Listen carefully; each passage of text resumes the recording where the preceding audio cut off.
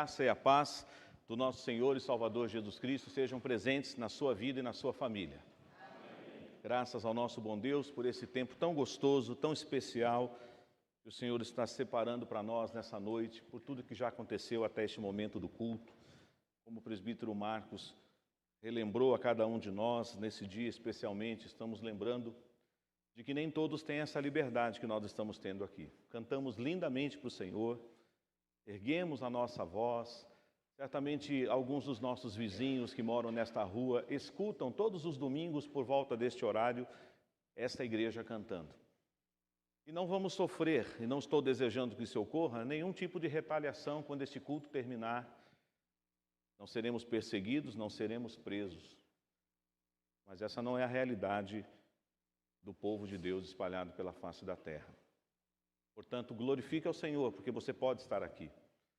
E às vezes, por coisas tão pequenas, por coisas assim tão insignificantes, permita-me usar essa expressão, você não canta, você não ora, você não adora, mas nós fomos criados para o louvor da glória do nosso Deus. E hoje nós vamos meditar, e para aqueles que estiveram pela manhã aqui na igreja, será uma continuidade da exposição do livro de Atos.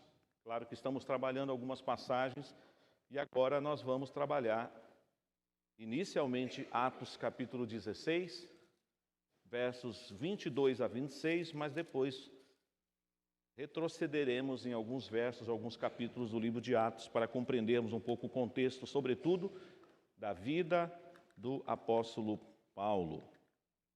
Atos 16, versículos 22 a 26. Nós acabamos de louvar ao Senhor, como eu disse há pouco, com plena voz, os irmãos tocando, as irmãs ministrando, a igreja cantando.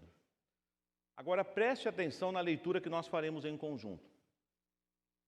Transporte-se para este lugar. Agora você não está mais aqui, no templo da Igreja Presbiteriana Jardim Verônia. Agora você está na prisão, no cárcere interno do presídio da cidade de Filipos.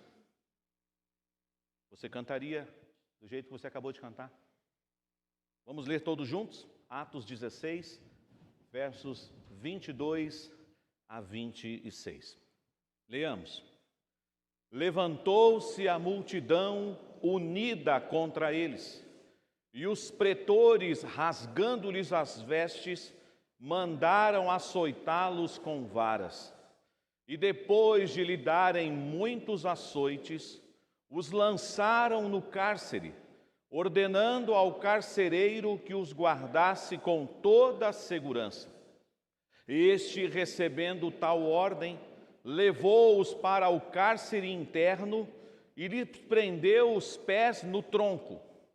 Por volta da meia-noite, Paulo e Silas oravam e cantavam louvores a Deus, e os demais companheiros de prisão escutavam. De repente, sobreveio tamanho terremoto que sacudiu os alicerces da prisão. Abriram-se todas as portas e soltaram-se as cadeias de todos. Vamos ler mais uma vez a primeira parte do verso 25.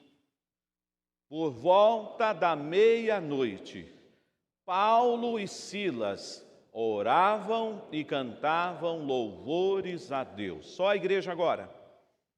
Por volta da meia-noite, Paulo e Silas oravam e cantavam louvores a Deus. Vamos orar. Pai, a Tua palavra é maravilhosa, a Tua palavra é viva e eficaz, mais penetrante do que uma espada de dois gumes. A Tua palavra, ó Deus, é lâmpada para os nossos pés, luz para o nosso caminho, e ela não volta vazia. Ela cumpre o propósito pela qual o Senhor já estabeleceu, e não será diferente nessa noite. Usa o Teu servo como lhe aprouver, e edifica a Tua igreja reunida neste lugar, e todos aqueles que acompanham esta transmissão, e aqueles que assistirão essa mensagem depois, para que a Tua palavra, ó Deus, esteja trabalhando em nossos corações, não aquilo que nós queremos ouvir, mas o que precisamos aprender da Tua parte. Em nome de Jesus, amém. Existe um antigo cântico do grupo Vencedores por Cristo, e peço ajuda aí dos meus irmãos, da minha geração, e esse cântico eu vou cantar a primeira parte e depois a segunda estrofe, e você certamente vai lembrar deste louvor, enquanto você lembra desse texto que nós acabamos de ler aqui. Deixa eu pegar minha colinha, que a memória já não ajuda muito, mas esse cântico é muito especial. Vamos lá, minha querida geração 70. O meu louvor é fruto do meu amor por ti, Jesus, de lábios que confessam o teu nome. É fruto de tua graça e da paz que encontro em mim, e do teu Espírito que habita em mim, que habita em mim. A segunda parte diz: ainda que cadeias venham me prender, ainda que os homens se levantem contra mim, meus lábios não se fecharão, para sempre hei de te louvar. Vamos cantar mais uma vez essa parte? Ainda que cadeias venham me prender, ainda que os homens se levantem contra mim, o que você faz? Meus lábios não se fecharão, para sempre hei de te louvar. Que assim seja. Que todos os dias da minha vida e da sua vida você erga a sua voz e cante. Talvez nós nunca passamos por uma experiência como esta. Eu, pelo menos, nunca fui preso. Nunca cantei dentro de uma prisão, pelo menos do lado de dentro da cela. Já cantei dentro de um presídio, para os detentos, num trabalho evangelístico, mas nunca dentro de uma cela, nunca encarcerado, nunca com os meus pés amarrados no tronco, como se eu fosse o pior bandido da cidade. Mas Paulo e Silas, servos do Altíssimo, oravam e cantavam durante aquela madrugada.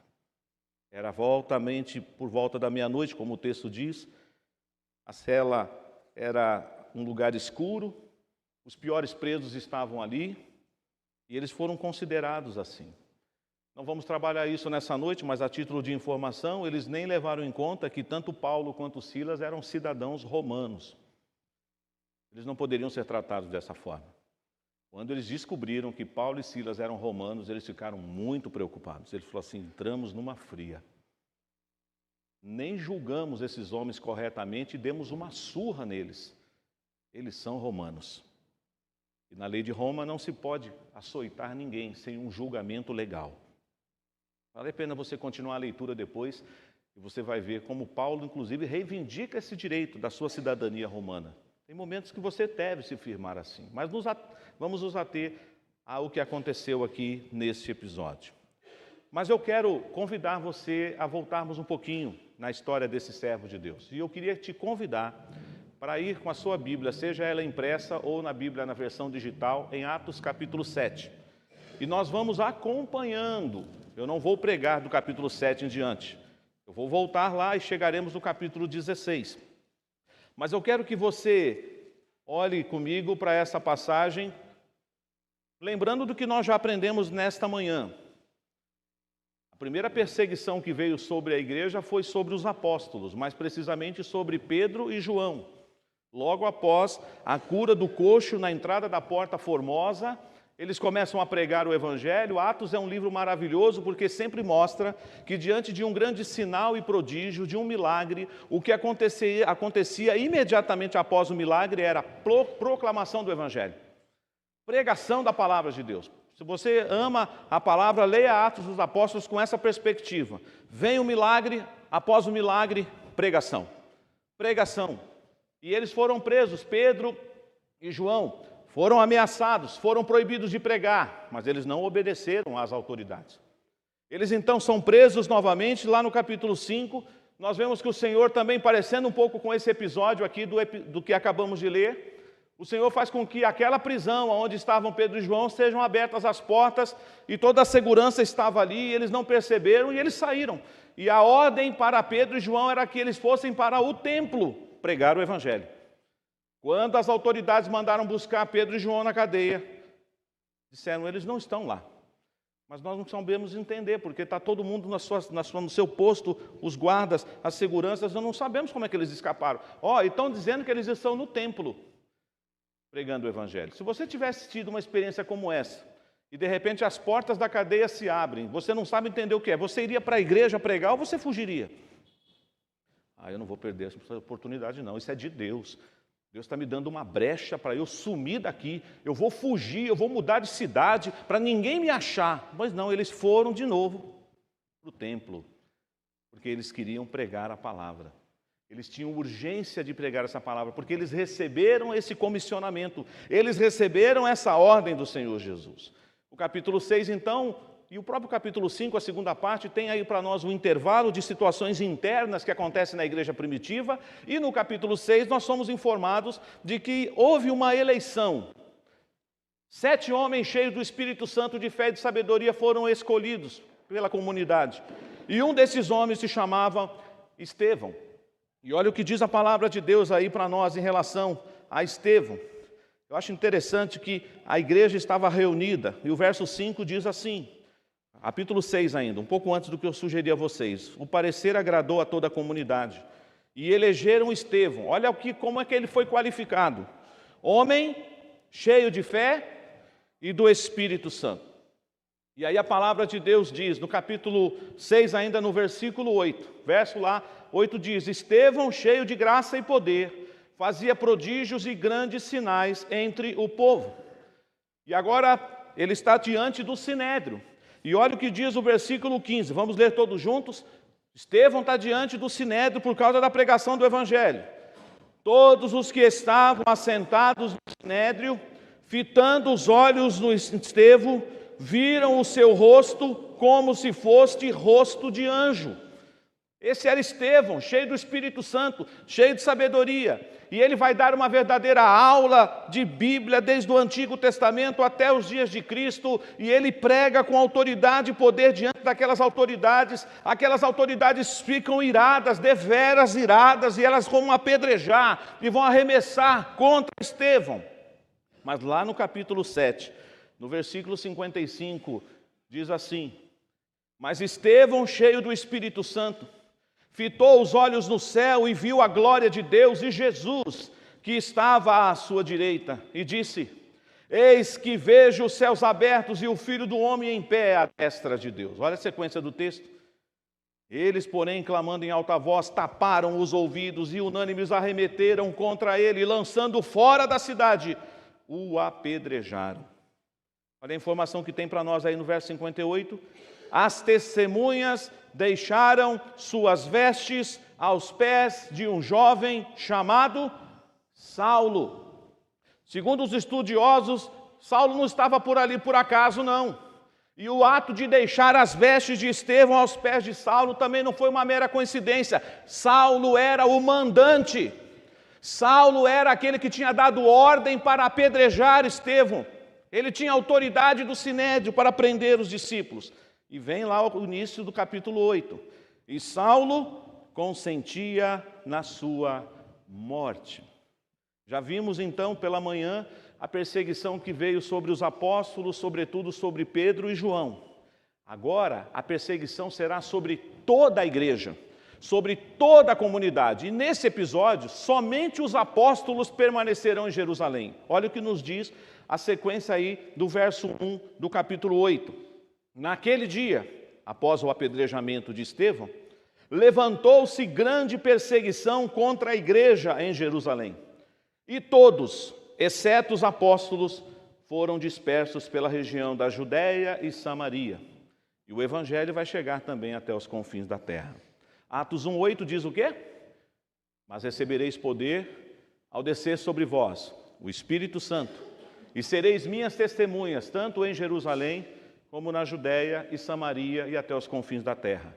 O evangelho está sendo espalhado e a igreja foi crescendo em Jerusalém, mas ela não tinha chegado ainda na Judéia. O que Deus mandou? Perseguição. Deus mandou perseguição para a igreja ir para a Judéia. Deus mandou perseguição para a igreja ir para Samaria. E Deus vai continuar mandando perseguição para a igreja chegar em Antioquia.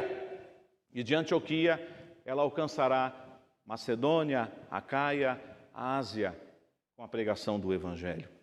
E é nesse contexto, então, que esse homem chamado Saulo de Tarso aparece. Discípulo de Gamaliel.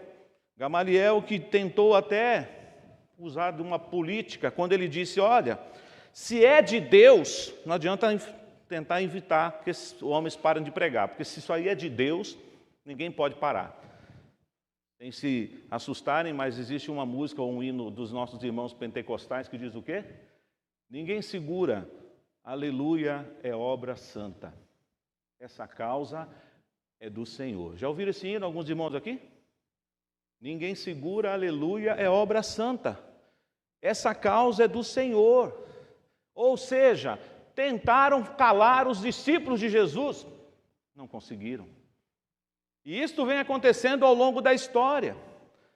Quem já leu ou gosta de estudar sobre esse tema, embora é um pouco difícil, existe um livro aí, uma série que nós no seminário precisamos ler, do Justo Gonzalez, e um dos seus fascículos ali é sobre a Era dos Mártires. E ele conta cada história. Irmãs e irmãos dilacerados pelas feras, enquanto eles estavam sendo mordidos pelas feras, como espetáculo para o mundo, eles cantavam. Eles louvavam ao Senhor. Irmãos que foram jogados em tachos de óleo fervendo. Irmãos que foram incendiados como o pastor Policarpo na porta da igreja com 90 anos de idade aproximadamente e diziam, se o senhor negar Jesus, a gente não faz isso com o senhor já é um velhinho. Ele falou, como é que eu posso deixar de declarar minha fé por Jesus se ele foi fiel, se ele cuidou de mim por mais de 80 anos e agora eu vou negar a sua fé? E agora nós estamos diante de Saulo, que diz aí no capítulo 9, verso 1, Saulo respirando ainda ameaças e morte contra os discípulos do Senhor. Alguns chegam a dizer que Saulo seria comparado hoje com um terrorista, um homem implacável, um touro indomado, um homem que destrói e não tem nenhuma piedade de ninguém. E ele estava indo para Damasco fazer o quê, irmão? Turismo? Passear em Damasco? Ele estava indo para Damasco para prender os discípulos de Jesus. Ele tinha autorização do Sinédrio, das autoridades. Ele estava indo contra aquele lugar. E o Senhor marcou um encontro com Saulo na estrada de Damasco. Não foi Saulo que marcou o encontro com ele. Foi Deus que interveio na vida deste homem. E Jesus foi lá pessoalmente e disse, Saulo, Saulo, por que me persegues? E é interessante que essa forma de chamá-lo duas vezes nos faz lembrar de mais dois personagens do Antigo Testamento. Moisés, Moisés. Samuel, Samuel. Homens que foram chamados para realizar a obra do Senhor. E Deus agora está falando, Saulo, Saulo. Mas uma pergunta inquietante para o perseguidor da igreja. Por que é que você me persegue? Talvez naquela hora Saulo deve ter pensado, mas eu nunca te persegui. Eu nunca fiz nada contra o Senhor. Aliás, ele perguntou outra coisa antes. Quem és tu, Senhor? E a resposta de Jesus qual foi? Eu sou Jesus, a quem tu persegues. O que significa isso, igreja? Que toda vez que alguém se levanta contra um discípulo de Jesus, contra uma mulher de Deus, um homem de Deus, na verdade a perseguição não é contra você, é contra Jesus. E Jesus disse isso aos seus discípulos, eles odiarão vocês porque eles me odeiam. E se vocês são meus discípulos, vocês serão odiados. O próprio apóstolo Paulo, nas suas cartas, diz que todos, pois, que querem viver piedosamente, serão perseguidos. E é interessante que Deus faz uma obra na vida deste homem, e de perseguidor, da noite para o dia, num piscar de olhos, ele se transforma, depois da pessoa de Jesus, talvez no missionário que mais sofreu por causa do Evangelho. E aí você vê Deus levantando um homem chamado Ananias, para ir lá na casa onde ele se encontrava, orando. Ele ficou 3 dias sem enxergar, ele perde a visão. E quando Deus fala para ele, Jesus fala para Ananias, vai lá impor as mãos sobre ele, para ele recuperar a visão, vai orar por ele. Ananias ficou assim e falou, mas Senhor, esse aí não é o perigoso? Esse não é o terrível? Senhor, eu não sei não. Vai lá, porque agora ele é um instrumento escolhido. Olha o que está escrito aí no versículo 15 do capítulo 9. Mas o Senhor lhe disse, vai, porque este é para mim o instrumento escolhido para levar o meu nome perante os gentios e reis, bem como perante os filhos de Israel, pois eu lhe mostrarei quanto lhe importa sofrer pelo meu nome. E aqui não era sentido figurado não, irmãos. O apóstolo Paulo passou por uma situação muito difícil. Depois, leia 2 Coríntios capítulo 11, o capítulo que antecedeu a leitura que já foi feita nessa noite sobre o espinho na carne. Paulo, constrangido, precisa defender o seu apostolado e ele faz ali um resumo, ele declara um pouquinho da sua jornada como servo de Deus e ele vai explicando. Nas suas defesas perante as autoridades, ele também conta um pouco de quem ele era e que agora ele é o menor dos apóstolos, o principal dos pecadores, aquele que traz em seu corpo as marcas de Cristo. É interessante que quando ele tem essa experiência de conversão, de transformação com Jesus em Damasco, ele entra em Damasco, mas não mais para prender os discípulos. Olha comigo aí o que acontece a partir do versículo 20 do capítulo 9. E logo pregava nas sinagogas. Logo quem? Saulo. Saulo agora prega. Ele estava indo lá para prender os discípulos, agora ele vai pregar o Evangelho. Pode imaginar que coisa tremenda, gloriosa é esta? O homem que era sanguinário, implacável, terrorista, perseguidor, agora ele vai pregar o Evangelho. Eu sempre quando leio isso, eu fico imaginando se isso acontece com alguém muito perigoso, por exemplo, no bairro aqui onde a igreja está situada. E todo mundo fala, pastor, esse cara é perigoso. Pastor, é melhor nem deixar entrar. Aí a pessoa entra aqui e fala, eu vou pregar o Evangelho. Você fala, meu Deus, será que ele não vai ter uma recaída? Eu já contei isso aqui em outra ocasião, hoje eu não vou citar toda a história, mas eu sou fruto de uma igreja que nasceu na casa de um bandido. E ele era terrível. O terror num dos bairros do Jardim de Osasco, o bairro chamado Jardim Mutinga. E hoje tem uma igreja lá. Igreja Presbiteriana do Jardim Mutinga. Nasceu na casa de um bandido. Irmãos, não há limite para o Evangelho. O Senhor transforma o coração mais duro, mais difícil. Então não fale assim, pastor, é um caso sem solução, não tem mais jeito. Se é do Senhor, se é escolhido antes da fundação do mundo, virá Cristo. Não duvide disso. Se você duvidar, você está dizendo que Deus não tem poder suficiente para transformar, ainda que a pessoa seja terrível. E é interessante que ele vai pregar. E aí diz o texto que ele prega, verso 20, nas sinagogas. E olha, está afirmando que Jesus agora é o Filho de Deus. E aí todos que o ouviam, verso 21, ficavam atônicos. E aí começavam a dizer entre eles, mas não é este o que exterminava em Jerusalém os que invocavam o nome de Jesus? E ele veio para cá precisamente com o fim de levar amarrados aos principais sacerdotes. Ele não veio para cá para perseguir. Como é que ele está falando que Jesus é o Filho de Deus? Como é isso? No período em que eu apresentei o programa Missão Mundo, eu tive o privilégio de visitar, sem sair do Brasil, muitos campos missionários através do programa. E eu entrevistei um missionário que, eu não me foge agora a região, mas ele era de uma região nômade na África. Não sei se é a região norte ali, Armando, mas é uma região mais nômade. Eles não têm eles ficam mudando de lugar para o outro. E aquela região também é dominada pelo islamismo. E ele foi educado, e vocês não imaginam. A pessoa, quando a criança nasce nessa religião, ela é instruída, ela tem que aprender o Alcorão, depois ela tem que decorar o Alcorão, depois ela tem que interpretar o Alcorão, depois ela tem que ensinar o Alcorão. Você pode imaginar decorar. De certa forma também isso acontece no contexto judaico. A criança tem que decorar o Pentateuco, a Torá, e assim, esse paralelo. Só que depois, quando eles estão prontos, quando eles estão já com todos os estágios vencidos, eles têm uma tarefa agora, determinados segmentos do islamismo, nem todos, mas os mais radicais. Você agora tem que matar um cristão. E ele então viaja da onde ele estava com essa missão: eu vou matar um cristão. E esse cristão era uma pessoa que tinha sido também um ex-muçulmano, amigo dele. E quando ele chegou diante desse amigo, ele disse assim para o seu amigo: você sabe o que eu vim fazer aqui? Ele falou: eu sei. Você vai me matar. Eu tenho que cumprir o ritual. E o amigo dele disse: mas antes de você me matar, posso te falar uma palavra? Na verdade, 3 palavras. Não vai mudar nada, hein? Amizade é amizade, mas eu tenho que te matar. Posso falar? Pode falar. Jesus te ama. E o cara ficou louco. O cara falou assim: por que você falou essas palavras para mim? Porque Jesus te ama. E Ele te perdoa, e eu vou te perdoar pelo que você vai fazer agora. Ele falou assim: para de falar isso. Eu não consigo mais fazer o que eu vim para fazer aqui. Eu quero saber mais sobre esse Jesus. E hoje ele é um pastor.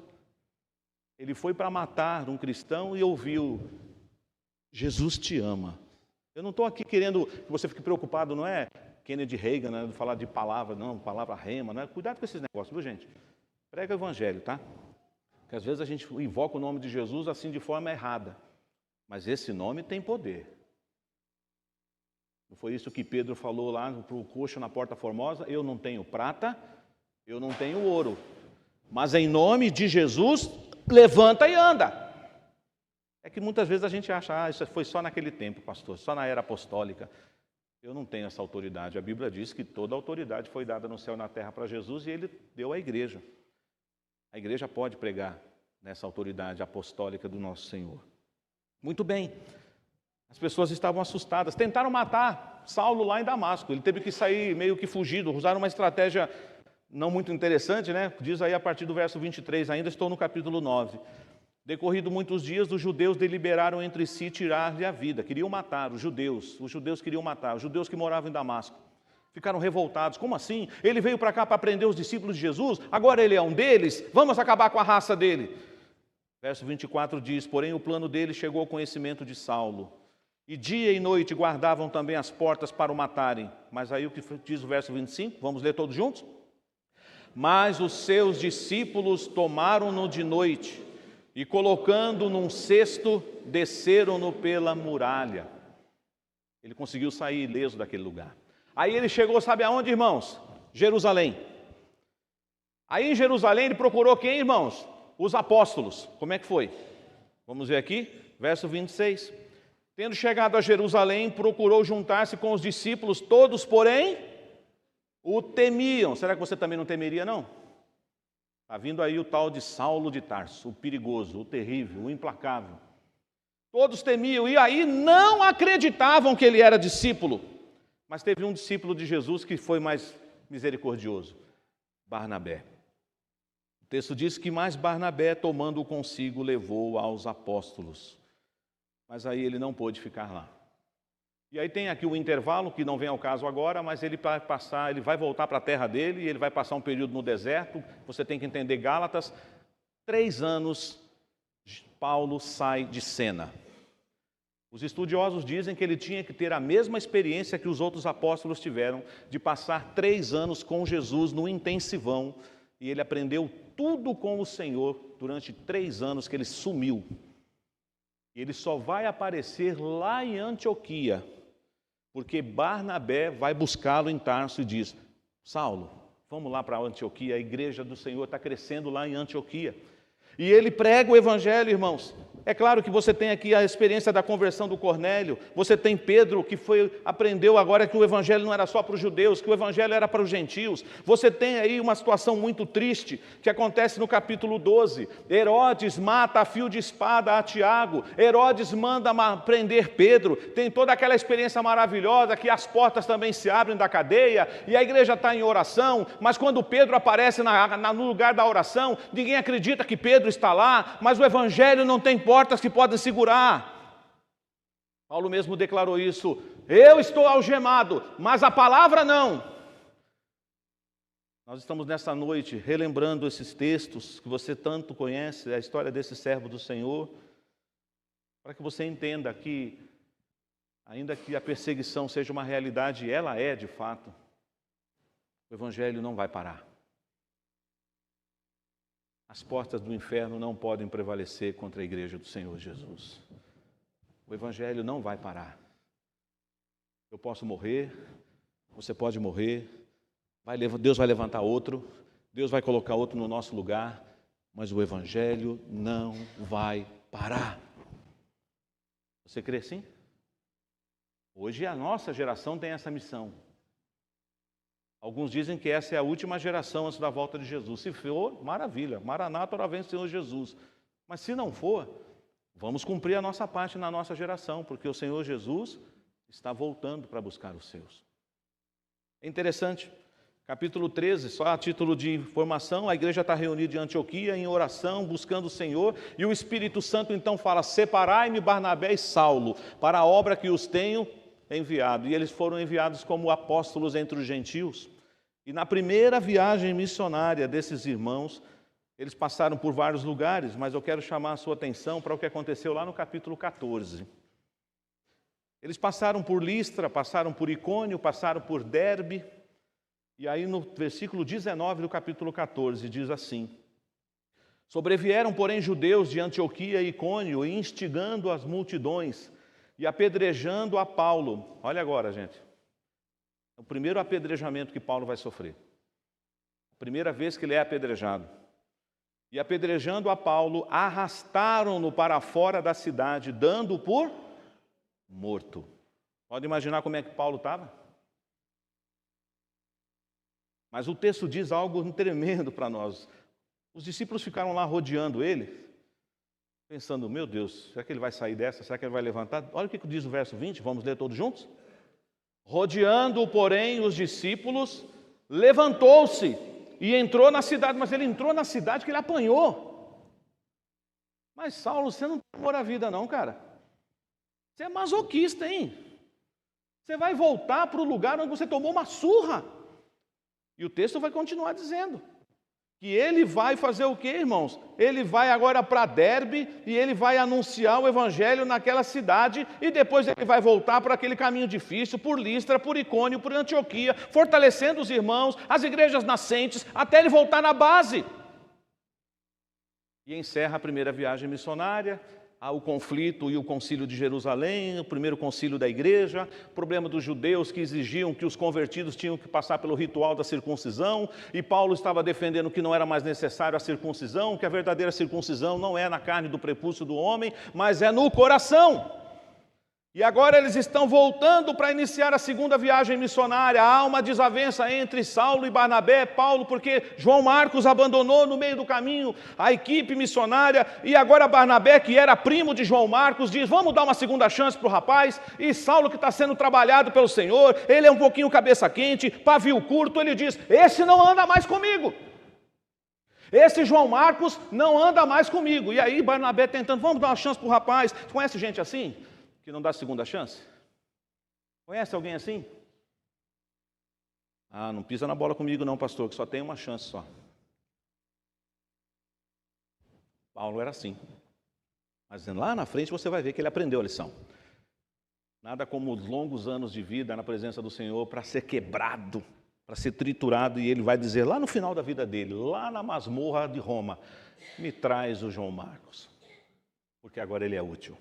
É claro que Barnabé cuidou dele, ele demonstrou imaturidade. Barnabé discipulou o seu primo, João Marcos, cuidou dele, e eles foram evangelizar para a região de Chipre. E agora quem é o companheiro de Saulo, e Paulo, melhor dizendo?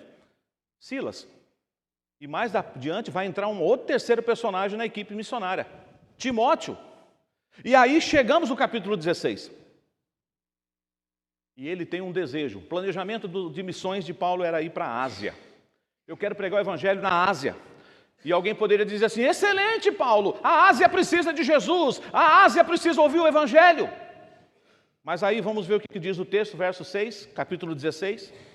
E percorrendo a região frígio-gálata, tendo sido impedidos pelo Espírito Santo de pregar a palavra na Ásia, quem é que impediu? Quem que pediu? Ah, pensei que tinha sido Satanás. Mas tem um outro lugar na vida de Paulo que foi Satanás que impediu, mas aqui não foi. A gente precisa entender que às vezes Deus ele põe barreiras. A gente quer ir para um lugar e Deus diz: aí não. Mas Senhor, a Ásia não precisa te ouvir? Vai me ouvir, mas não agora. Tem um outro lugar que precisa receber a palavra antes. E ele vai dizer que ele muda a rota. Então ele vai agora para Bitínia, mas Jesus, o Espírito de Jesus, não permite. E ele tem aquela experiência da noite, que ele tem uma visão. O varão macedônio disse: passa a Macedônia e ajuda-nos.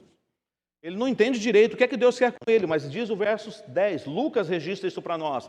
Assim que ele teve a visão, imediatamente procuramos partir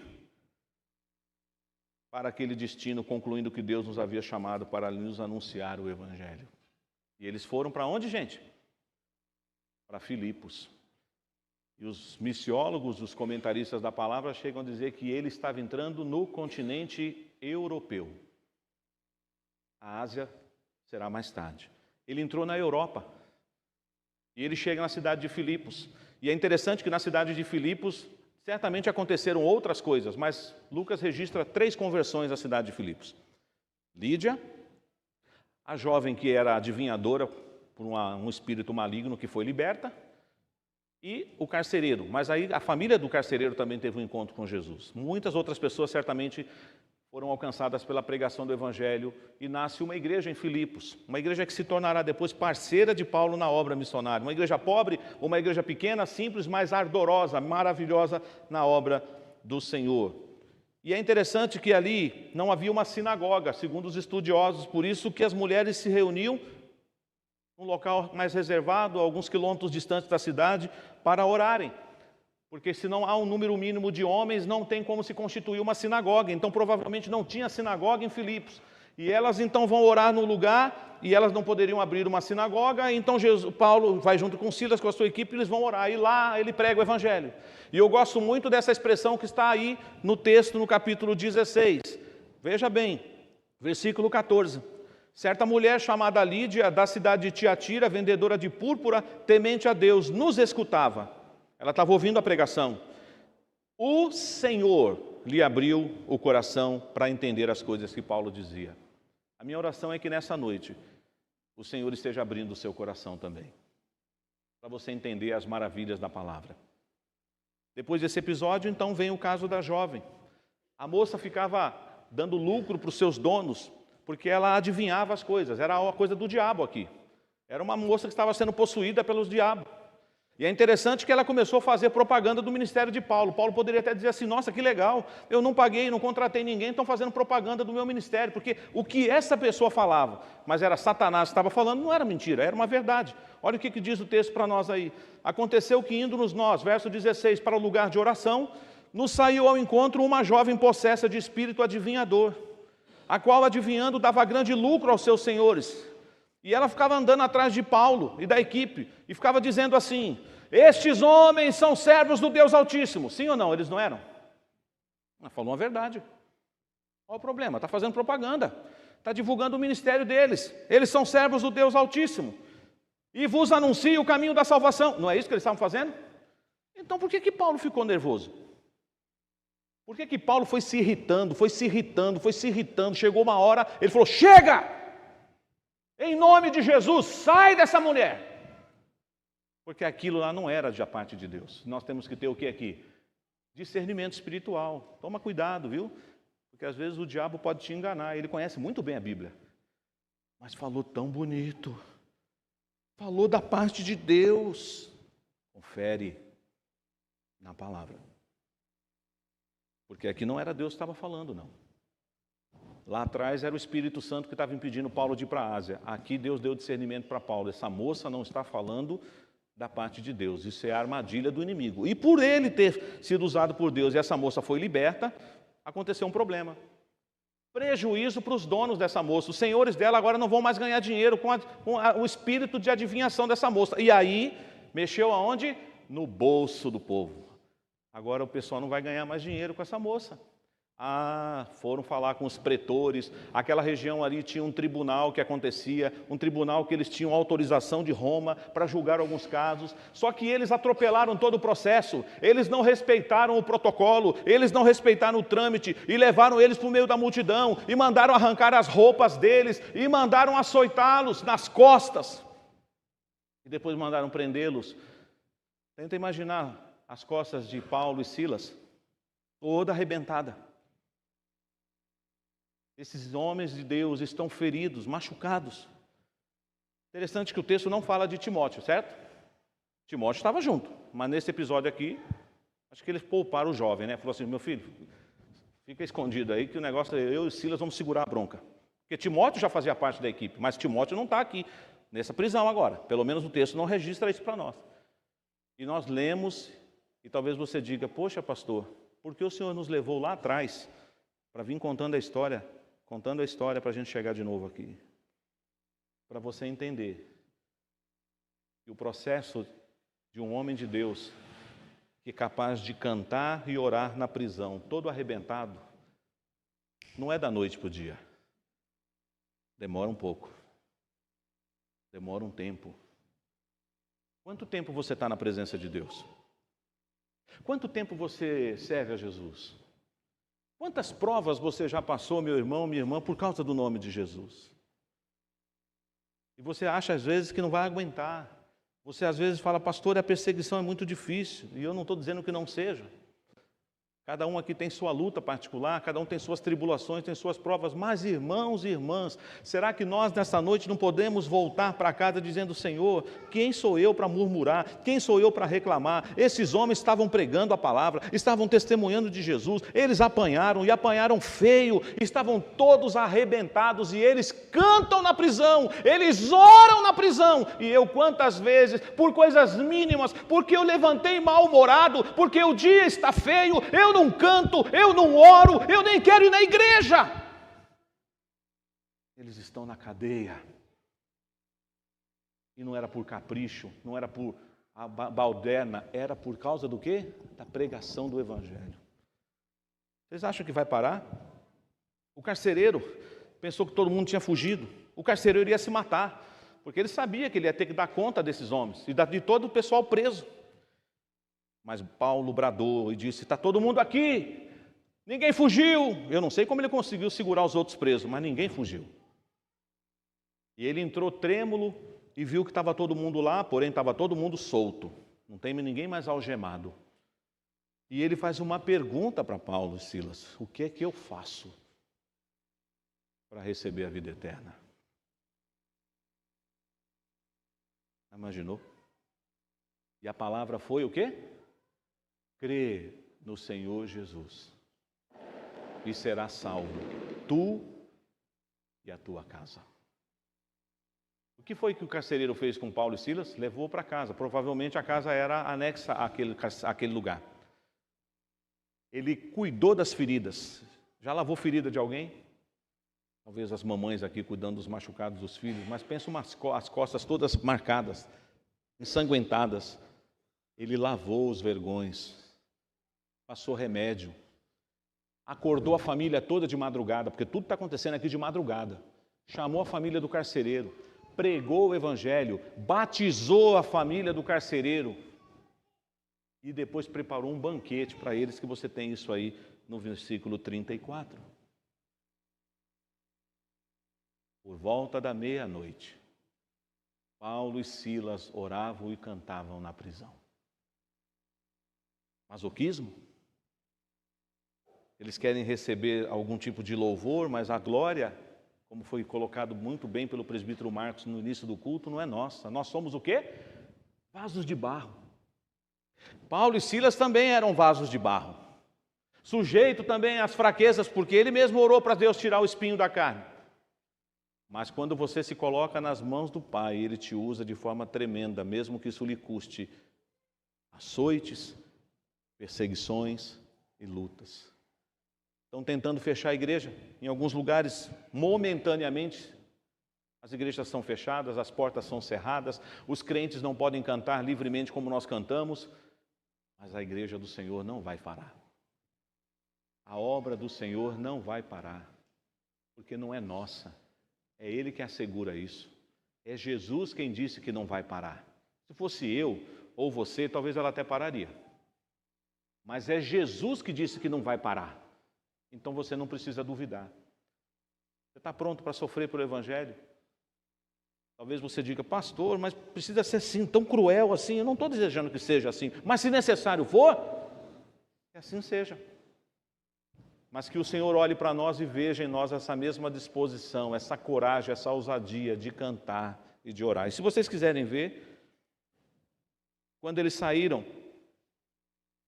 da prisão, depois do episódio lá que eles pediram uma retaliação da parte das autoridades, porque eles eram cidadãos romanos, eles passaram na casa de Lídia, ficaram lá mais um pouco e eles viajaram para outra cidade. Eles foram para onde? Tessalônica. Eles foram fazer o que lá? Colônia de férias, foram passar uma semana, descansar para ver se as feridas nas costas amenizam um pouco a dor. Eles foram pregar. E quando eles chegaram lá, a fama deles já tinha chegado antes. Chegaram até aqui aqueles que têm transtornado o mundo. Essa era a fama deles, por onde eles passavam. Oração e louvor durante a perseguição. Amada igreja, é um privilégio estar aqui e você não faz ideia. Mas há muitos irmãos nesse exato momento que não têm esse privilégio. Mas eles não deixam de cantar. Eles não deixam de orar. Às vezes eles não podem emitir o som. Eles cantam dublando, mas estão cantando no coração. E às vezes você não tem força para orar. Eu acho que esse texto nos leva a pensar nessa noite, não só na igreja perseguida, mas em nós. A nossa vida diante desse Deus. Você é feliz com Jesus? Em qualquer situação? Em qualquer situação? Ou você é feliz com Jesus quando Ele responde às suas orações do jeito que você quer? Quando você não está doente? Quando não tem nenhuma crise na sua casa? Aí você diz, hoje eu estou feliz. E quando as coisas vão mal? Aos nossos olhos, obviamente. Você é feliz com Jesus?